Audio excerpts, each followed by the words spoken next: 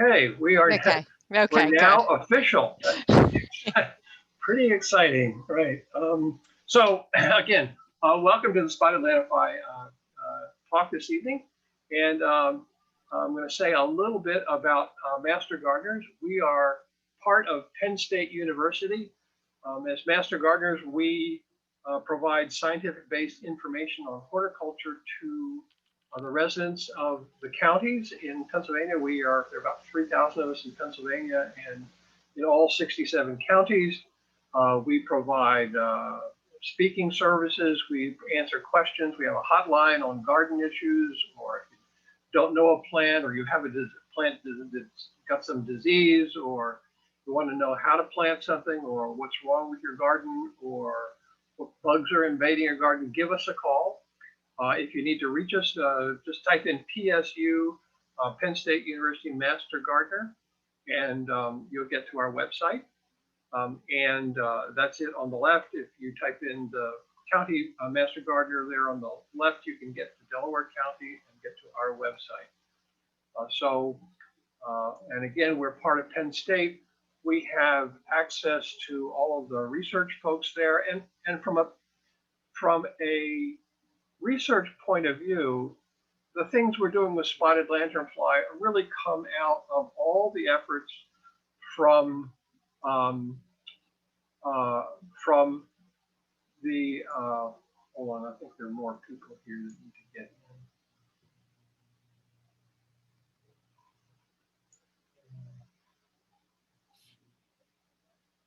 in. No, I guess not. I guess everybody's still coming in. Oh, admit all. There we go. There's not an admit all button here. So we're part of Penn State, and as far as the expertise, Penn State is right in the middle of what's going on. There are efforts going on at the federal level and the state level. There are efforts going on in all of the 9 states now. All of the land grant universities are doing research, and all of that is funneled through Penn State, because Penn State is right in the center of all of that research. So that's a good thing. And if you're interested in becoming a master gardener, if you really love gardening, you like sharing what you do, and you like giving back to the community, it's just a great program.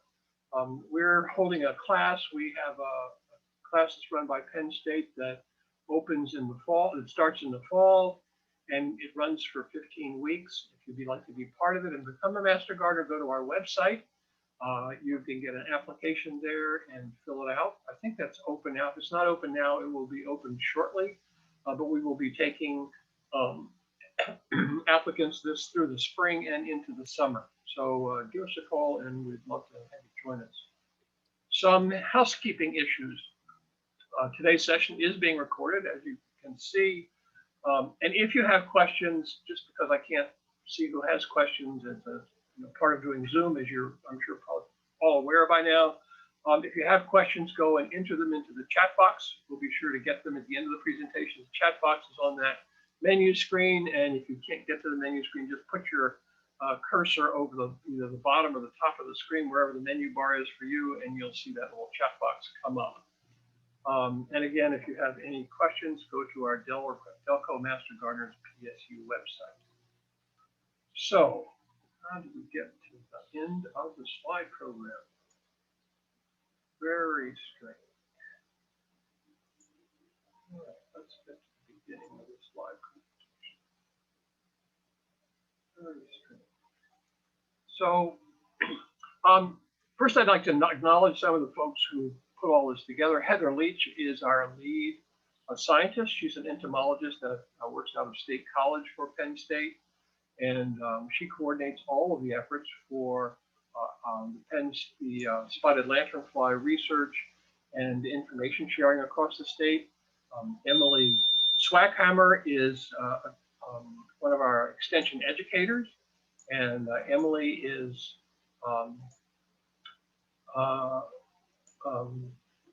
active in putting together programs like this, giving them throughout the state. Beth Fenley is a coordinator who was right when things began happening at at in Reading when the spotted lanternfly first arrived, and she's been instrumental in these programs since then.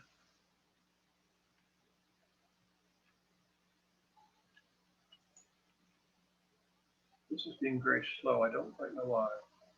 Okay, so let's begin with why we should be concerned. Spotted lanternfly is a pest with very, very few predators. It's invasive, comes from China.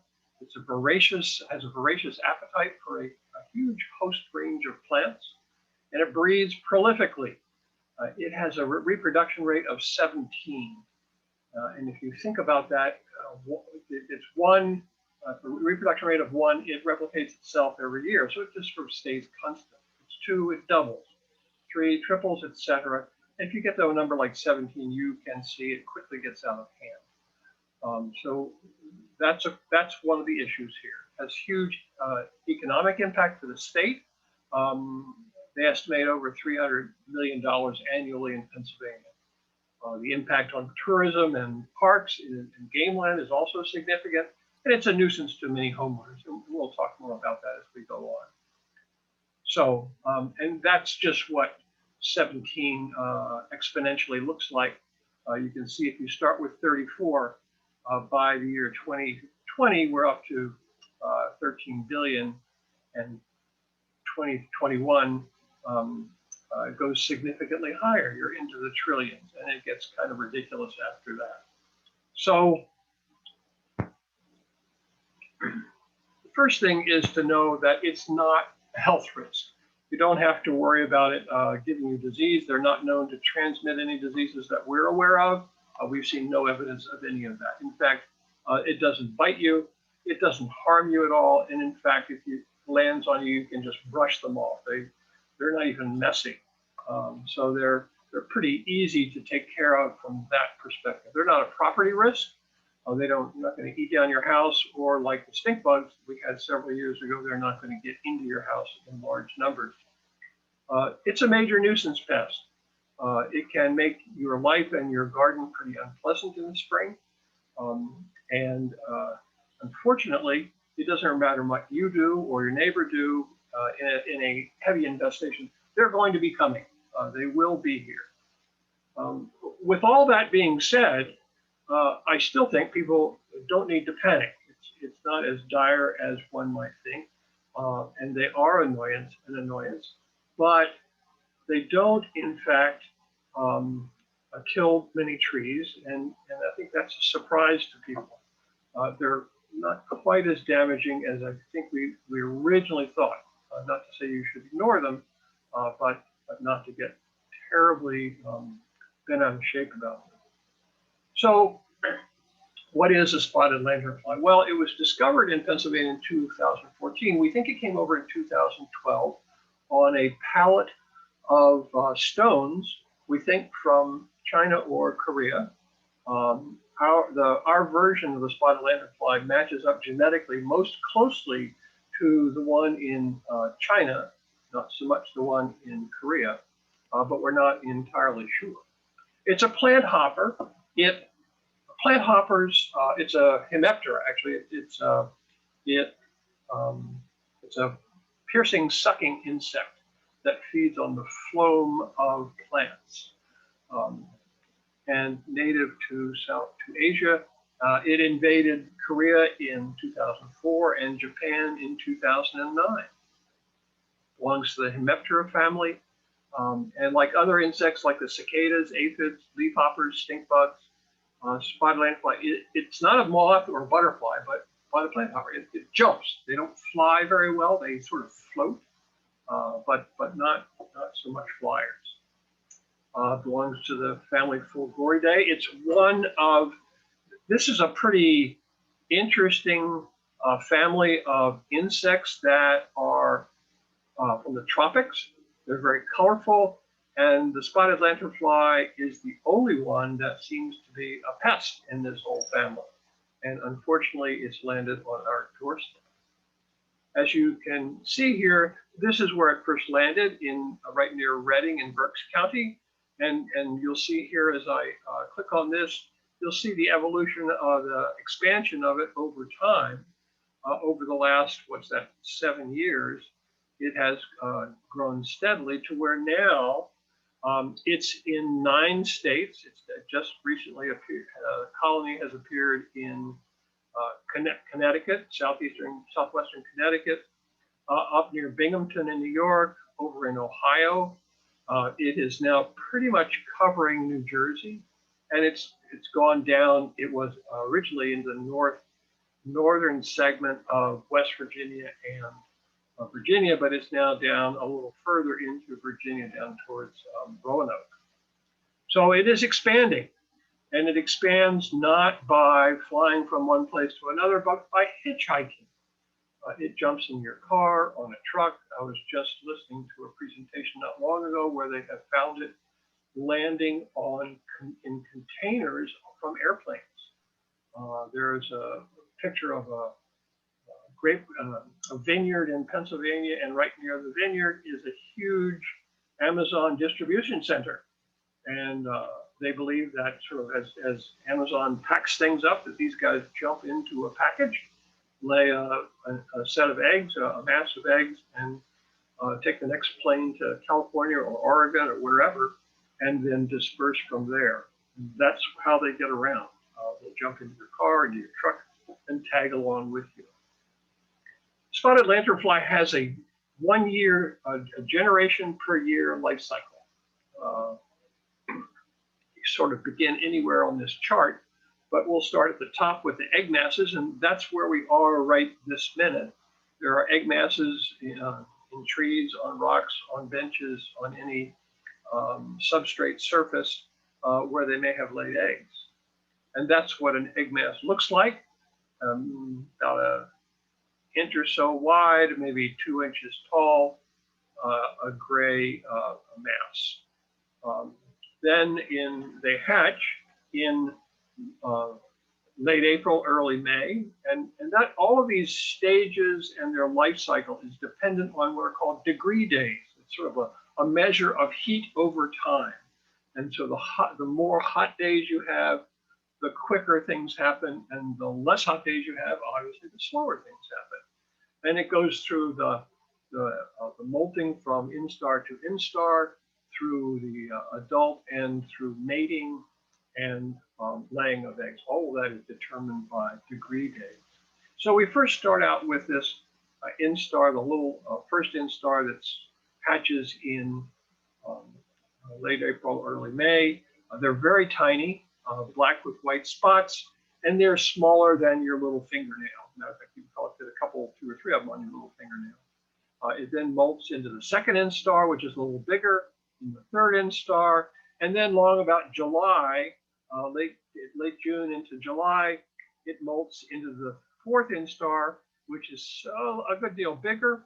It is red with the black and white spots, as you can see there. It looks exactly like that. It's not unmistakable.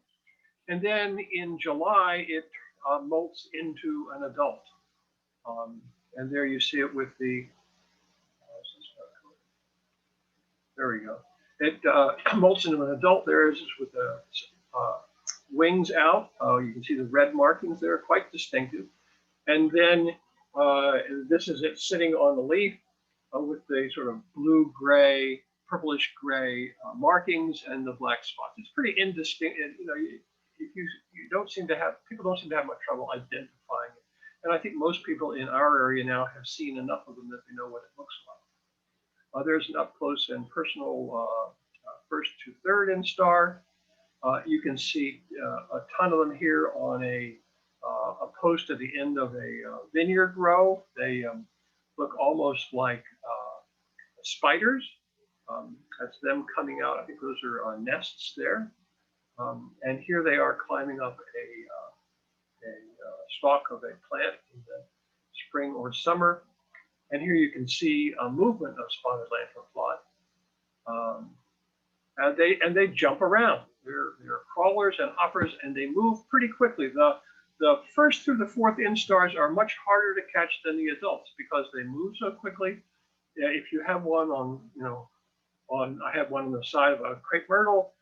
went to swat it, it just moved around to the other side. It was quite clever about that, and they are not as easy to catch. So what happens to the nymphs when they hatch? Well, the first thing is they come out of their egg masses, and then they need to get to tender vegetation. They can't pierce the bark of a tree or a trunk. They need to get to the leaf matter high up in the tree or drop down and go to some other tender vegetation like in your vegetable garden or your herbaceous plants that you may have around your property. As we said, top of the canopy, then tender undergrowth, and then they disperse through the landscape looking to feed. And their life is really all about getting food, as many insects are. Here's the fourth instar up close on a leaf. And you often find them together, mixing different stages, both as the fourth instar and the adult. And you can see the fourth instar is a decent size. It's not quite half the size of an adult, but about a third. And they do cluster together. Again, another picture of an adult. Here are adults congregating. They seem to like to congregate on the joints of trees, trunk unions. Don't know why. They seem to be sort of social animals, insects, often congregating in one location. Here is this is a new video. You can see the female she's laid her eggs, which you can see is the gray up towards the top there, and she's putting the covering on them, the casing on them, which when it comes out is a milky substance. And in fact, you can easily just wipe that all off right after, within a few days or a week after they've hatched. As the winter goes on, it gets harder, gets drier, and becomes caked and cracked. So egg masses, they can be laid on just about any surface. They start laying them in September, as early as September, mostly through October and early November, and then they die with the first frost and essentially disappear. Again, average somewhere between 35 and 40 eggs per mass, and they are protected by that covering. Don't get confused if you see them that are not covered, because sometimes the cover wears off, sometimes the female doesn't cover them all, but that doesn't prevent them from hatching anyway. So they can actually survive fairly cold very cold temperatures. I believe they have to have temperatures lower than minus 10 degrees for some period of time before they actually has an impact on them. And you can see they vary in color and degrees of protection. The ones on the left there, those are the actual eggs that are laid down in rows. Usually anywhere from 3 to 5 rows are laid down in one session. And then the coverage is put on them. And you can see the one on the right has been through the winter and is cracked. They'll lay their eggs just about anywhere. They'll lay them on, as you can see here, a light bulb, a patio cushion, a stadium chair, tires underside of a drawer or a bench, but they will lay eggs just about anywhere. They often lay eggs on the underside of things. Not sure why, but they, I'm just checking to see if anyone else is coming in. No. Okay. But they lay their eggs on the underside of things, which make them, one, hard to see if it's like under a bench or under a rock. And again, we think that's how they came over on a pallet of, several egg masses came over on a pallet of rocks. And they lay them on the underside of branches, which on trees makes them a little easier to find. They often will lay them in clusters. They are, as I said, social insects, and they stay together even when laying eggs. So you'll find whole masses of eggs clumped together. Something we've also recently learned, this is a new slide here, they have little hatches at the top of eggs that sort of flip open like a flip-top box, which is actually kind of cool. And here you can see this is also very new. You get the opportunity to see them newly hatched. Pretty exciting, invigorating experience for most people. We should put music to that, I think. Pretty astounding. And it only takes them an hour or so before they are out, moving around, turning black, and seeking food. Move along. Spotted lantern, identifying spotted lanternfly eggs. They look, they can look like the gypsy moth egg, which on the left you can see is of the two. Gypsy moth is the lower right.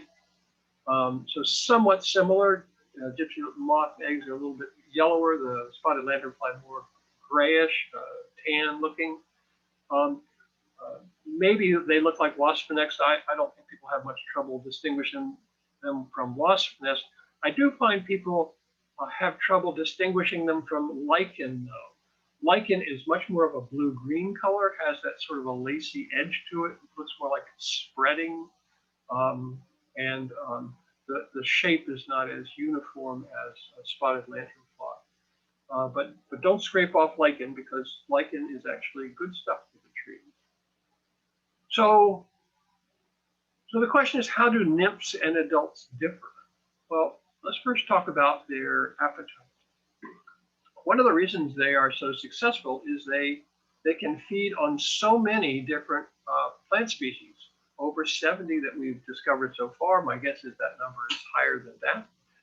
And that's dependent on, one is what's close at the time, and two, what time of year is it? Because we find they move from plant to plant or tree to tree as the year passes. In fact, we're worried about apple trees, and because in Korea, they decimated a lot of the apple trees in Korea. But in this country, so far, they will invade an apple orchard, stay there for a few days. They don't seem to do much damage to the trees and then move on without doing much damage at all. So far, that's been the case. We hope that will continue. Again, I have the wrong button. Jump to the end.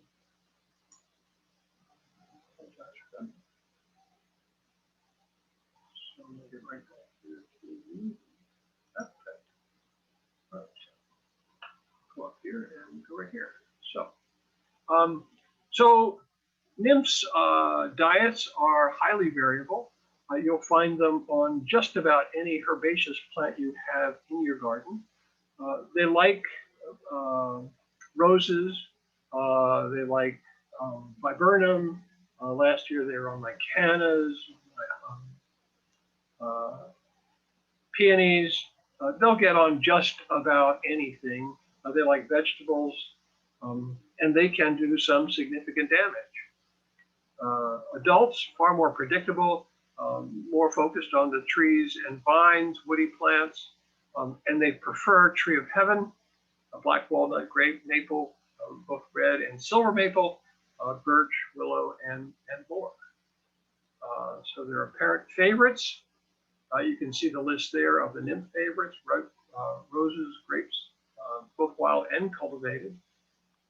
Everybody likes the tree, the adults and the nymphs like the tree of heaven, and black walnuts and styrax. It's the styrax japonica, which is the Japanese snowbell tree. The adult favorites, also the grape and the tree of heaven, but they love the red and silver maple. So they will attack those with a vengeance. Also black walnut and the styrax japonica. I have one of those. And in fact, when the spotted lanternfly arrived here 2 years ago, I have about 20 some odd species of trees on my little acre. And they went for just one tree, and that was the styrax japonica. Um, and I mean, I had hundreds a day and they just kept coming for a couple of weeks until the frost hit, and then they were gone. And then last summer, they came back again to that one tree. They didn't come on any of the other trees in my yard at any substantial quantities. I had a few on a crepe myrtle and a few on a couple of other plants, but I don't have any of these other preferred trees, and I have evidently wasn't in their path. So there are very few plants that aren't spotted lanternfly food at one time or another. You have to understand that spotted lanternfly are always moving to find their ideal plant. So they always travel up, whether it's uphill or up a tree or up a light pole, to be able to launch themselves into the air and fly to their next meal, hopefully getting closer to what for them is nirvana, which may be tree of heaven or a black locust. But in that journey, non-host plants can become host plants if it's the best source available. They generally aren't going to stay there for any length of time, but they will be there for a while before they are able to get to the top of the tree and take off and move somewhere else. Okay. Sam, someone is asking, Lynn Beckworth is saying, are you saying we don't need to worry about them damaging our red maples? No. I'll get to that. Okay. But I think it's a very good question, and it's a function of how healthy your tree is and the extent of the spotted lanternfly on your tree. We're going to cover that specifically in just a few minutes. But generally speaking, they don't seem to land on conifers, on any of your evergreens. They may land briefly on them, but move on. They don't spend any time there. On Cali pears, on black cherry, they do land on stone fruit, but move on quickly. We have not done any research yet to determine which trees you can say they safely won't get on and which they're most likely to get on. We know some of the high end, but we don't have any data on that. And we're currently doing research to find that out, so stay tuned for that. Here, I think, is everybody's worst nightmare, is if you find this in your backyard, and what do you do? And we'll come back in just a little bit to talk about what do you do if you find it. If you have this kind of an infestation, the chances of it weakening your tree is highly likely. And so that's something we'll talk about here. This is spotted lanternfly in the vineyard. They will kill grapevines, and they will kill a tree of heaven. Here they are on a maple, and they're doing quite a job on this maple. And I think the question is, how healthy is the maple, and how long are they going to be there? So let's talk a little bit about feeding location. Well, the nymphs focus largely on new growth, tender growth, often hard to reach places because they're high up in the canopy, because that's where the tender growth is, places you can't see. The early adults also are more likely to be in the canopy, but later on they'll feed on the trunks of the trees, which is where they can get to the sap. The nymphs are, harder to catch, very jumpy, as any of you who try to catch them will know, and they're often in movement to get somewhere else, and they only stay on a plant for a few days, and then they move on. While the adults are hard to catch, but much easier than nymphs. They are apt to stay put on a tree longer, but they do move from tree to tree. And in fact, the males move on from one tree to another, followed often by the females, to go to another species of tree. And often they get to hot trees like maples and styrexes or tree of heaven, where they will feed heavily late in the season. So now we'll talk about damage. Well, nymphs are less apt to ingest, because of their size, the quantities of sap that the adults do, but they can still do, if they are covering a particular plant, they can do some significant damage. But high levels of spotted lanternfly feeding increases tree stress. And what that does is it decreases the nutrient level and also reduces photosynthesis and the sap flow. So the damage that's going to happen is more likely to happen if the plant is already stressed.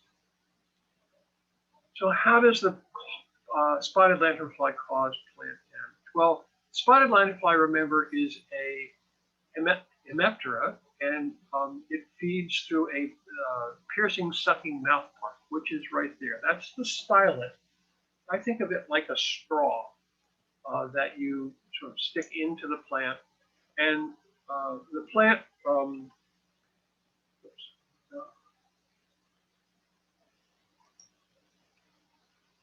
the spotted lanternfly sucks out the phloem from the tree, and then excretes honeydew, which is a sugar water. That's the excess from what it takes in, and it excretes that from its backside. Actually, it squirts it out the back, and it relies on turgor of the plant because it doesn't have strong sucking mechanisms in its jaw or lung structure. So that hair-like stylet gets into the tree, and think of it like a maple tree producing sap in the late winter. And the temperature is in the right range. I think it's like below freezing at night and above 40 in the day. Sustained warm weather in the daytime will cause this rapid release. Tapping the tree just releases the sap from the fibers. You don't have to suck out the sap from a maple tree. It just comes, and that's what happens with with these guys. We think they rely on that turgor, which often we think is one of the reasons they move from tree to tree, because different trees are producing more turgor at different times of the year, of the summer. So when they emit that honeydew, it's obviously not that kind of honeydew, but you'll see it in just a second coming out of the rear of this. There we go, you can see it coming out the back side of the spotted lanternfly there. When you're under a tree that is heavy infestation, it sounds like rain and it feels like rain, but it's not just wet. Think of being rained on by sugar water. Pretty unpleasant. And so then the question is, what's the impact of that? Right there. Well, honeydew builds up on vegetation. You can see it here in the picture. It's that clear, shiny stuff. And what that shiny stuff is that's the honeydew. And it turns out it's a great sugar meal for other insects, whether that be ants, wasps, yellow jackets, hornets. From a homeowner's point of view, it's not the sort of magnet you would want in your backyard. So you have a high increase in other insects coming to partake of the honeydew that's excreted by the spotted lanternfly. But it also provides a great growing media for mold. Mold is called sooty mold, quickly colonizes where the honeydew has been, and covers it in this almost jet black substance which prevents photosynthesis. And when that happens, you have dieback of the vegetation in the understory under the trees, as well as it coats the bark and essentially prevents the bark from breathing a bit. So all those things are detrimental to the plant health. And as you can see here, it causes dieback of the vegetation underneath the tree. And in fact, it will kill some of these plants. And here you have spotted lanternfly feeds, creates plant stress, yellows the leaves, and plant dieback from that. This is a tree of heaven, and it does in fact kill tree of heaven. So the notion here that I want to leave you with is that spotted lanternfly is a plant stressor. And what that means is that it is one of many stressors, like plants being too dry, too arid, too wet, too cold, too hot. They get diseases, they get insect infestations. All of those are elements which create stress to the plant and which can damage the plant and expose the plant to other things that may kill it. And the spotted lanternfly is just another one of the plant stressors. So often the plant may not die of spotted lanternfly, but it's been weakened to that extent because of the spotted lanternfly. So can your silver maple be killed by the spotted lanternfly? Probably not on its own, but what it does is it may weaken that tree and open it up to other diseases or other stressors that may in fact kill it. So trees that are heavily infested, you probably ought to think about controlling them, and we will get to that in just a minute. So to date, spotted lanternfly hasn't been observed to kill trees except for tree of heaven, small tree saplings, and grapevines. That's our experience to date. It's not to say it hasn't damaged or weakened trees. And that's through this increasing plant sensitivity to other things that could cause eventual death. Again. Sorry, folks, I keep hitting the wrong key. I'm not quite sure why I'm doing that, but I keep doing it. So honeydew is a public nuisance as well. If you see here on the left, that's somebody's back porch steps or deck steps. And the bottom step has been power washed, but the next step up is covered in sooty mold. And that is very sticky and unattractive when it first lands and can harden into a very slick surface when it gets wet. And if you just watch the sign on the right, that's what can happen to a sign that gets covered by sooty mold. So it is a problem. So we're going to talk now about managing. What do you do about it? Well, nymphs, less damaging than adults. Traps can be helpful for trees, but for nymphs, traps you can catch a lot of the nymphs with traps. And contact insecticides, if you're going to use insecticides, can be helpful with nymphs, although you need to do that pretty carefully. For adults, the preference is more for systemic insecticides for stuff particularly for trap trees like the silver maple that was mentioned earlier. If you only have one or two, we recommend using a systemic as a way of controlling traps. Somewhat less effective, and you have to remember the volume of insect we are talking about here. A lot of the mechanisms we use can control it some, and you can have some impact on your yard, but whether we can control it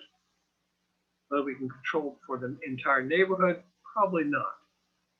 And whatever you do, you just remember that it doesn't matter what you do, it's not going to prevent spotted lanternfly from arriving. So here's a timeline for the things that we think we need to do. The first of them is prevent the movement of spotted lanternfly from one area to another. And that's all year long. That's preventing egg masses from being carried from one location to another because it's on your, it's in firewood you think you might going to carry somewhere to a campsite or a box you're carrying somewhere. So that's the first thing, is don't move it. Second, and this is through the winter and the fall through the winter, is scraping and smashing eggs. Then using tree traps, that's May through October, probably more on the front end than the back end. Conducting contact insecticides are good May through October, probably again more on the earlier side. And then systemic applications of two different chemicals here. Imidacloprid is applied May through July, and dinotefuran you can apply a little bit later because it's a little more quick acting. So let's start with not moving spotted lanternfly. We are in a quarantine zone. We are in a quarantine county, which means that you cannot willfully move any viable life stages of spotted lanternfly from one place to another. And as a resident, you're responsible for making sure you're not taking those hitchhikers along to another non-quarantine county. And that's the big concern. And we've been reasonably good about that. But in point of fact, spotted lanternfly are able to sneak into trucks or under wheel wells or into engine compartments and move. So the extent we can to try to prevent that, we really need to do, and those are some of the regulated items you have to be careful with. That's the quarantine. That was the fall quarantine list of counties in Pennsylvania. My guess is that's a little bit larger now. I haven't seen an updated list yet this winter. There's a checklist of things you need to be careful for. Inspecting your vehicles before you go anywhere, and we have a whole checklist to monitor that, and you can get that on our website. But I think sort of common sense here is check all the equipment if you're going to go somewhere. If you're going on a camping trip, if you're going to go on a picnic somewhere, you're going to take stuff with you. Just make sure you're not carrying spotted lanternfly or egg masses, and don't move firewood. Be careful where you park. You don't want to park near an infestation if you can avoid it, because they will hop under your car, into your car. Don't leave the doors open. Don't leave the windows open. And if you have a business, you need to be permitted. Anybody who has a business where you're going from one place to another outside of the quarantine area, you need to have a permit, which essentially says you have trained your employees on proper inspection techniques to make sure you're not moving them from one place to another. So scraping and smashing eggs. Egg masses, the best thing to do is using a plastic card or some sort of a knife of sorts to scrape them off. You have to be careful when you scrape them off, though, that you smash them somehow. You either capture the eggs and put them in some sort of an alcohol solution or a hand sanitizer solution, or you put them in a bag and squash them, because if you just scrape them onto the ground, they will hatch on the ground just as well as they would have on the tree. I think a better solution is, again.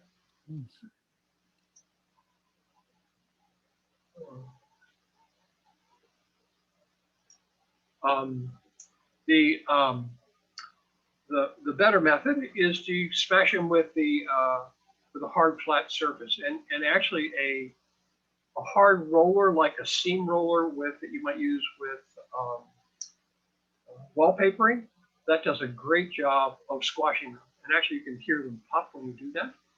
Quite satisfying sound. If you put that on you put one of those on the end of a roller or on a long pole, you can reach pretty high up into the tree and do that. So one is you want to destroy eggs to the extent you can. I think there's something wrong with my fingers. So one of the problems, however, is that eggs and adults and nymphs don't hang around on the bottom 10 feet of the tree. Less than 10%, actually they say 2 or 3%, is in the top 10 feet where you can reach. 90%, over 90% of the eggs or of the adults or of the nymphs are way up in the tree canopy where you can't even reach them. So at some level, your efforts on the ground are less impactful than one would hope.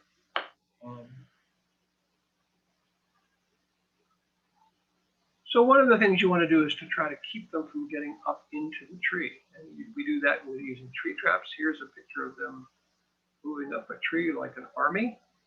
The sad part about this picture is they continue at that rate. They just keep coming.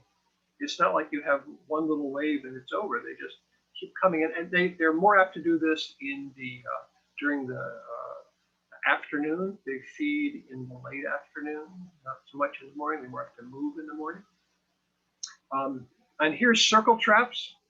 Circle traps are the preferred sort of tree traps that we use. Here's where you use a netting to band around the tree, pull it up into a cone at the top, and you attach either a bag or a container. We have directions on the website for how to build one of these yourself. There's a homemade one on the left and a commercial one on the right. And interestingly enough, spotted lanternfly just seem to have a very low intelligence level. Because they climb right up into the trap, and then they get into the trap and don't seem to make much effort to get out of the trap. They go up and they sit there until they're dead. And you empty the bag or empty the container and throw them away. So they really work quite well. If you're going to use sticky tape, as you see here, that's the yellow tape that you see on trees all around the area now. And hopefully when you see it, it's got a netting over it, because we have significant problems with what's called bycatch. That's capturing unintended insects or birds or animals. Someone was just telling me a story this morning about catching a blue jay on one of these in his neighbor's yard. So if you're going to use sticky tape, number one, you only need about 4 inches or so. They do fill up with some degree of regularity depending on how many you have, and then you need to change it.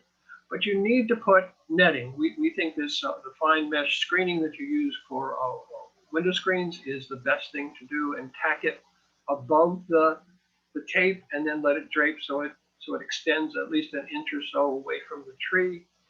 And then what happens is your honeybees or your butterflies or your beneficial insects, birds, hummingbirds, whatever kind of birds, or other animals don't get stuck on the sticky tape, which is pretty powerful stuff.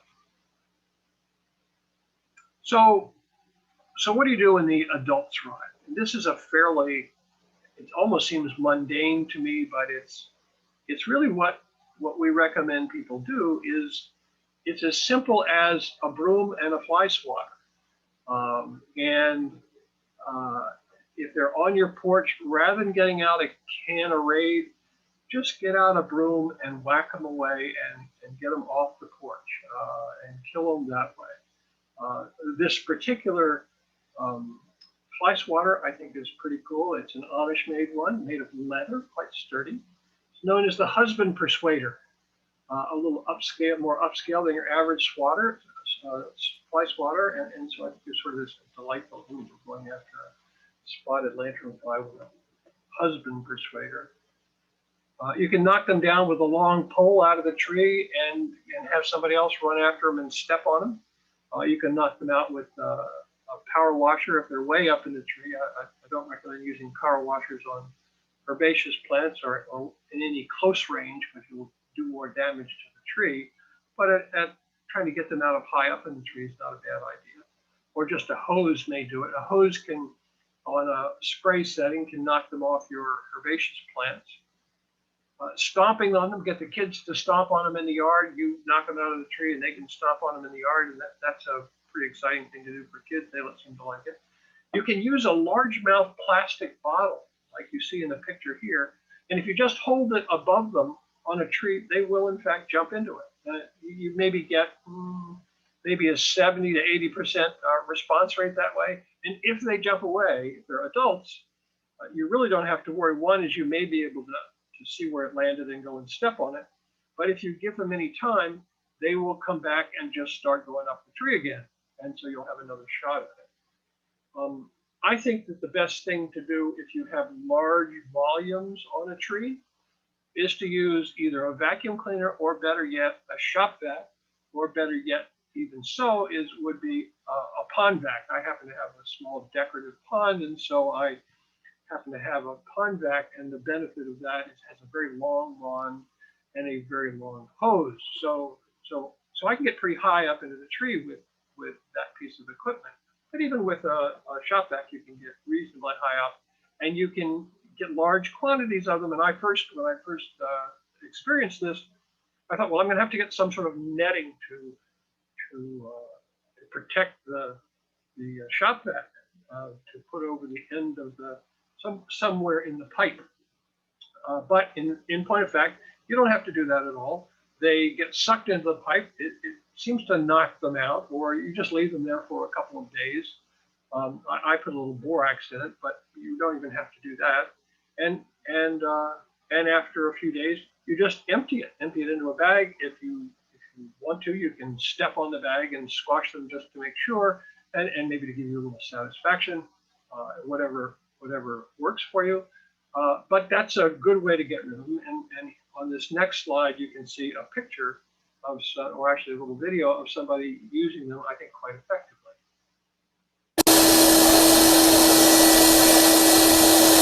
You can see you can get large quantities pretty quickly. They're using a cup on the end of it. I didn't even use that, and it worked quite well. There's a sort of a sucking sound you can hear as it catches them. But you can be pretty effective and get an awful lot of spotted lanternfly pretty quickly with that sort of equipment. So now we're going to talk a little bit about the use of chemicals, insecticides, which I think at some level I try to avoid, although with some infestation, you really need a chemical to help you. Purchasing can be difficult because you got to know what you're doing. We strongly recommend people do not use home remedies. And the things that you see on the internet, particularly on Facebook, are scary. Dawn liquid is sort of the leading product out there on the internet experts, and it's a bad thing to use. It's a detergent. It's not meant to go on plants. And what happens when people use things like detergents or alcohol or gasoline or who knows what, and start spraying this on insects, on spotted lanternfly, first off, the spotted lanternfly doesn't die instantly, no matter what you spray on it. And second, people want to keep spraying it until it drops dead, and so you get large quantities of this stuff going into your garden, onto your lawn, down the driveway, and then that gets into the water system, and that's not a good thing. So they're not environmentally friendly. They don't do a very good job of killing spotted lanternfly because you have to use too much. In fact, you're essentially drowning them. It's just not a good use of the products at hand here, and they're not meant for that. So we don't advocate anything like that, nor do we advocate using blowtorches or salt pellet guns or things like that. So if you're going to use a chemical, we recommend you use something that is it's labeled for use for spotted lanternfly, and there are a few of those, which we'll get into in a second. So one of the considerations you have to think about, and this slide is a bit complex, but I'll try and make it a little clearer. If you see on the left there, that's the spotted lanternfly impact.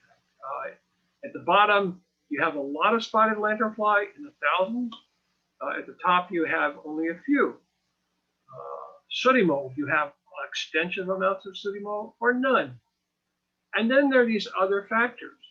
You either have no hot trees, no favorites, or you have a bunch of them. You have excellent plant health, or you have poor plant health, or what I call low daily living impact. In other words, if you have a deck or children's play equipment or a parking spot or a parking lot or a driveway or a front walk that are under a hot tree or a tree that is heavily infested, you'll have a hard time spending any time there. You certainly won't want to park your car under one. You won't want the kids to play under them, and you wouldn't want to hold the barbecue under one. So if it has a high daily impact, it heightens your need. So looking at those factors, you have to determine for yourself, where are the trees on your property? Where do they fit on this scale? And for me, I have one hot tree, which gets an awful lot of spotted lanternfly, and I treat it with a systemic. I have other plants that get some spotted lanternflies, and I've tried to do a little spraying. I don't think it's been very successful, and I haven't actually had enough spotted lanternfly on other plants for them to be damaging. So I have to learn to live with that, I think. If I had more, I would probably take more aggressive steps. So what do you do? For nymphs that are on your herbaceous plants, and this is beyond using just the tree traps that we talked about a minute ago, you can spray them on the contact insecticide, something that's sprayed on the insect, or some place where the insect is going to walk over it and be exposed to it. And with spotted lanternfly, you have to spray it on the insect. It has to hit and cover the exoskeleton. So that's actually pretty hard sometimes. It controls for a short period of time and only those insects that it touches. So if you spray today and a whole bunch come tomorrow, you have to spray again. And the environmentally safe contact insecticides are horticultural oils, insecticidal soaps, neem oil, and pyrethrins. Pyrethrins come from chrysanthemum, extracted from chrysanthemums. So those are things you can spray on spotted lanternfly, and you have to be patient because when spraying contact insecticides, death does not always come instantly. So you don't have to spray it until the insect dies, just have a little patience. So give it some time. Sam, someone's wondering if they had an infestation last year, will they return to the same place again this year? Most likely. Ooh. Most likely. That's not what he wanted to hear. Yeah, I can imagine that. By the way, I'm going to stick around afterwards for as long as it takes to answer any questions. Insecticide controls are the systemics. These are much more powerful insecticides. They get absorbed into the plant. They kill the insect when they feed. They're more complicated, but offer longer control. You apply them either through a drench or an injection into the soil, or an injection or a spray onto the bark, or a foliar application.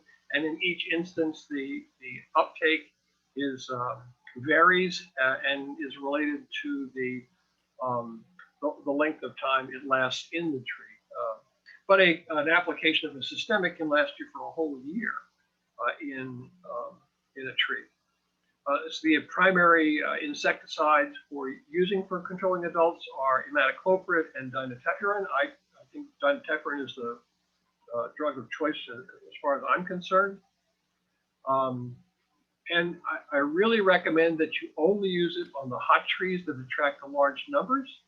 You don't use it on, you're not going to cover everything on your property. And we strongly recommend you engage a certified arborist and have them help you pick out the right trees and actually have them apply the chemicals, because they have to be done correctly to make them work. There's tons of information on that on our spotted lanternfly pesticide management handout. So I'm going to talk a little bit about Tree of Heaven and then about some biocontrols, and then we'll be finished. If you can hang on just a few minutes. Tree of Heaven is the one tree we know they love. If you have Tree of Heaven, you want to get rid of it, unless it provides some specific purpose in your yard. You can identify it by it has a kind of a stinky odor when you crush it. Has smooth leaf margins, as you can see there, and these two round knobs, little roundish knobs at the base of the leaves. It also has these pinnately compounded leaves. That's one leaf with some 20 odd leaflets on it.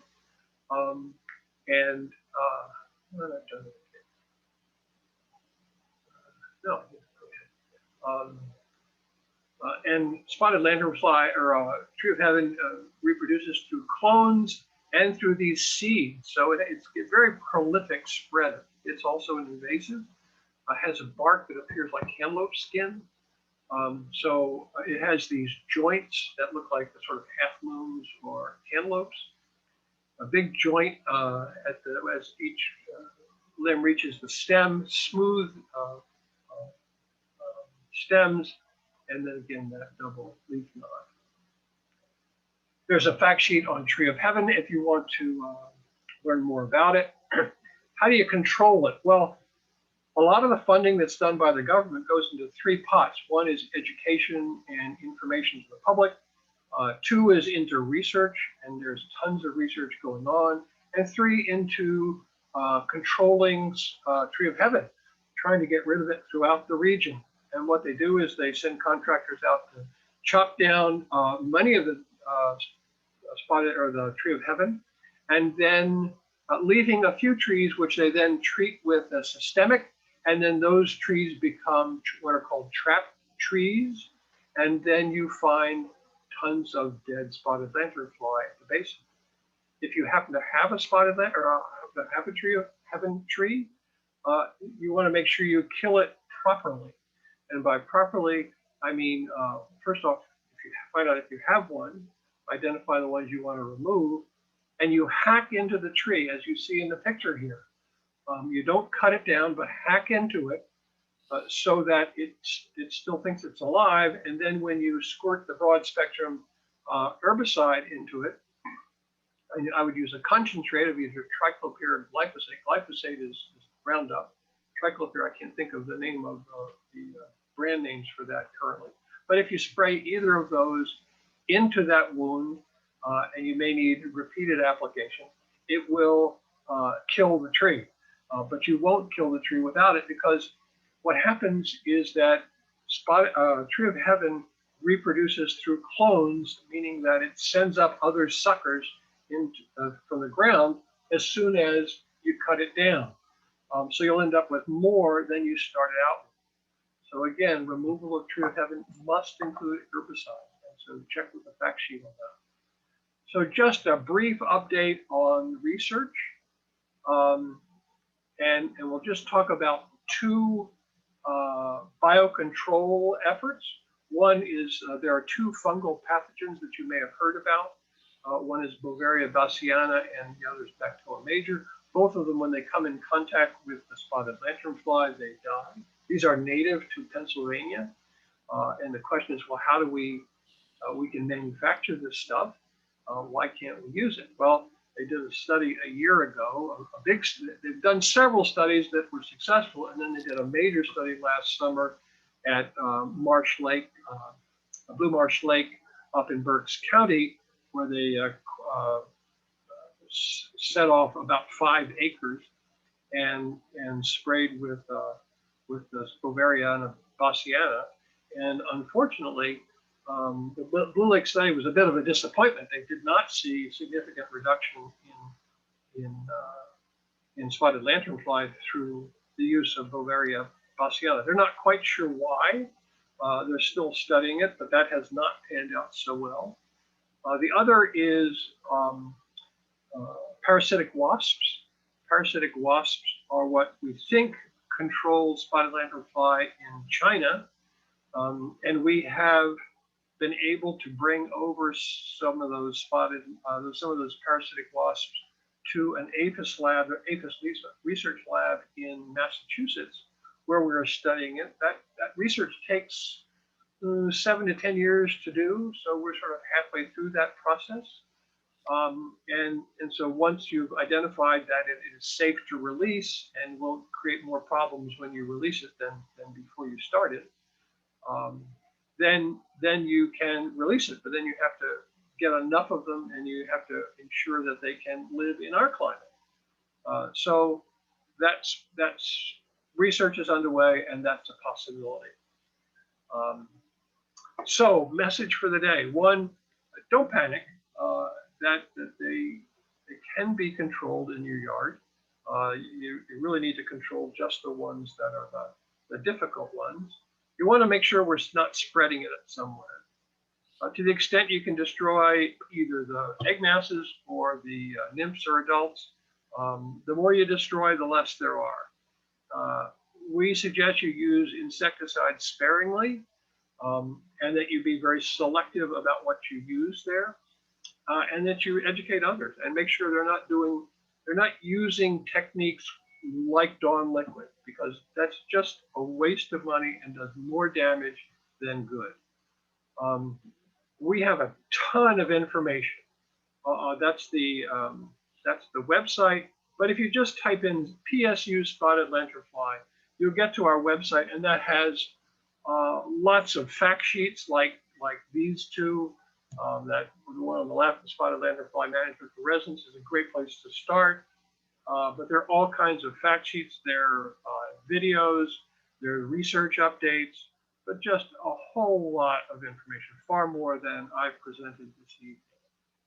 So with that, I will stop.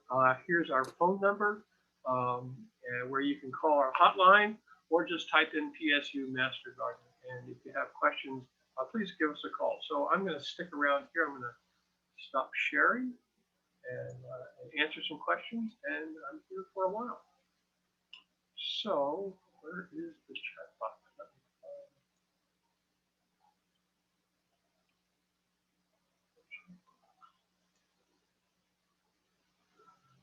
Here is that. Ah, there it is. Ah. Okay, so I think I've already answered the red maple question. If you had an infestation last year, will they come back?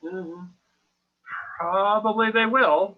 But they don't, I mean, in Reading, they were there for 3 or 4 years, and then they sort of went away for a while, and then they came back again. So we're not sure why. They seem to move around some. I think they are going to be a part of our permanent landscape for some time. I think we will need to learn mechanisms to control them, again, in our own yards until we can find some way of dealing with them at a landscape level. And there's just lots of research going on right now to try to figure out how to do that. And it is evidently not an easy one, because as you can see from all the things I've been saying, we just don't have any good mechanism. We don't have anything to combat both the growth rate and the appetite of this insect that can live on so many different plants. Okay, so why would nymphs like to rest on the sunny side of my stone house? How to control? Fly swatter? Well, depends on the volume. If you have a few of them, fly swatter works fine. If you have a lot more, I'd use a vacuum. I would use like a hose to knock them off, and then, you know, to the extent you can get to them and step on them or swat them down, that's what I would do.